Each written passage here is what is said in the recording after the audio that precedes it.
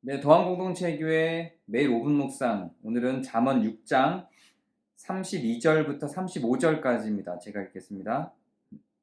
여인과 간음하는 자는 무지한 자라.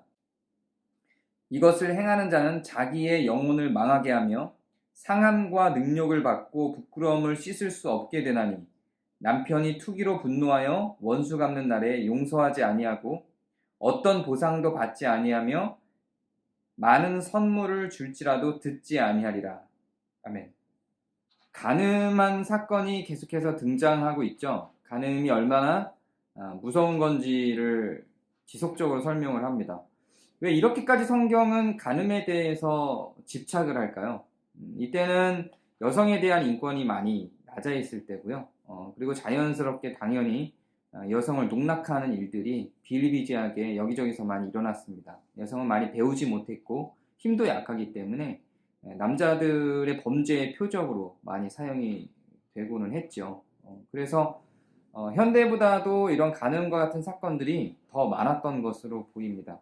그리고 실제로 제가 지난주 말씀을 통해서도 나눴지만, 이 간음이라고 하는 사건, 음료의 유혹이라고 하는 것이 단지 그 간음과 음료의 유혹만이 아니라 악이라고 하는 정체성에 대해서, 범죄라고 하는 정체성에 대해서 잘 설명해 줄 수 있기도 하기 때문에 이 예가 계속 나옵니다. 특히나 하나님과 우리 사이의 관계, 하나님을 배신하고 다른 신을 섬기는 행위들에 대해서 경계를 시키는 용도로도 간음이라고 하는 개념을 설명하는 것이 매우 활용성이 높기 때문에 간음에 대한 죄를 더 경각심을 갖고 많이 이야기를 하는 것으로 보입니다. 이 오늘의 말씀을 살펴보면 간음한 것에 대한 어려움을 이야기하는데요. 다른 범죄는 어제 나눴던 이야기는 그 범죄, 도둑질이라고 하는 범죄를 나눌 때 마음으로는 어떤 용서를 받을 수 있는 부분이 있죠. 배고파서 한 도둑질이니까. 그리고 다른 범죄들은 회복이 가능한 부분들이 있어요. 그런데 간음이라고 하는 것은 회복이 매우 어렵습니다. 그래서 오늘 우리가 읽은 성경에는 그 간음에 대해서 영혼이 망한다 그래요. 그리고 이거는 그냥 대가를 받고 내가 도둑질을 했으니 그 도둑질한 것에 대한 대가를 지불하고 깔끔하게 끝나는 구조가 아니라 능욕을 당하고 부끄러움을 입습니다.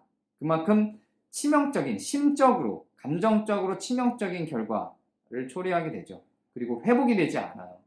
나는 회복을 하고 싶어서 용서를 빌어도 그게 마음으로 회복이 되지 않습니다. 그 간음을 한 남자와 여자가 있을 때 그 간음을 한 남자가 이 여자의 원래의 남편에게 가서 용서를 빌어도 이 남편은 용서할 수 없다는 거죠. 성적인 문제라고 하는 건 이와 같은 특성을 지녀요. 쉽게 용서되지 않고 쉽게 마음이 풀려지지가 않습니다. 그래서 오히려 폭력적인 폭력에 기반한 그런 혹은 법을 어기는 그런 다른 범죄들보다 훨씬 더 경각심을 갖고 조심해야 될 범죄가 바로 이 간음입니다. 지금 법이 사실 법적으로는 간통을 허용하고 있죠. 해도 된다고 보는 거예요. 그런데 그렇게 한다 할지라도 성경을 기반으로 갖고 있는 사람들은 성경이 제시하고 제안하는 것에 의미를 두고 마음을 두셔야 합니다. 이거는 단지 법적으로 되느냐 안 되느냐의 문제가 아니라 사람의 마음, 영혼을 갖고 노는 일이기 때문에 그렇습니다.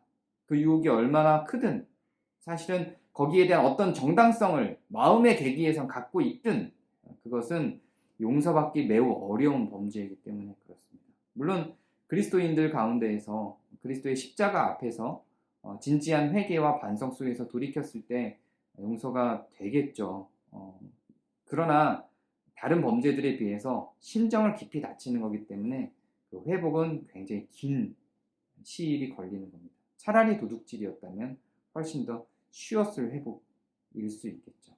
여러분의 마음을 다잡으시고 이런 성적인 범죄들에 대해 성경이 지속적으로 계속 경계를 주는 이유를 곰곰이 생각하시면서 여러분의 마음 가운데 있는 유혹들을 멀리 하시는 시간들을 갖길 바랍니다. 여러분의 아내와 여러분의 남편을 세상에서 가장 사랑하는 사람으로 마음에 품고 살아가시기 바랍니다. 감사합니다.